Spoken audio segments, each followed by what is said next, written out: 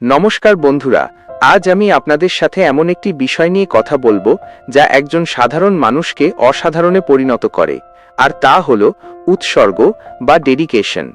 আমরা সবাই সফল হতে চাই, পাহাড়ের চূড়ায় দাঁড়াতে চাই, কিন্তু আমরা ভুলে যাই যে সেই চূড়ায় পৌঁছানোর রাস্তাটি তৈরি হয় প্রতিদিনের ছোট ছোট ত্যাগের বিনিময়ে। উৎসর্গ মানে কেবল কঠোর পরিশ্রম নয়, উৎসর্গ মানে হলো সেই দিনগুলোতেও কাজ চালিয়ে যাওয়া, যে দিনগুলোতে আপনার শরীর ক্লান্ত থাকবে, মন বলবে আজ থাক, কাল করব, আর চারপাশের মানুষ আপনাকে নিয়ে সন্দেহ করবে।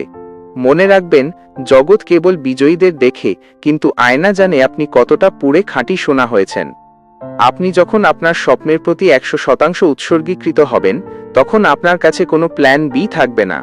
আপনার লক্ষ্যই হবে আপনার অক্সিজেন। যারা ভিড়ের মধ্যে মিশে যেতে চায়, তাদের জন্য পৃথিবী নয়, পৃথিবী তাদের জন্য যারা ভিড় ছেড়ে একা লড়াই করার সাহস রাখে। আপনার প্রতি আমার আজকের বার্তা, নিজের কাজের প্রতি এতটাই অন্ধ হয়ে যান যেন বাইরের নেতিবাচকতা আপনার কানে না পৌঁছায়। ঘুম থেকে ওঠার পর আপনার প্রথম চিন্তা এবং ঘুমানোর আগে শেষ ইচ্ছা যেন আপনার লক্ষ্যই হয়। মনে রাখবেন, নদীর স্রোত পাথর কাটে তার শক্তির জন্য নয়, বরং তার দীর্ঘদিনের নিরন্তর প্রচেষ্টার জন্য। তাই আজই নিজের কাছে প্রতিজ্ঞা করুন, যতক্ষণ না লক্ষ্য অর্জিত হচ্ছে, আমি থামব না।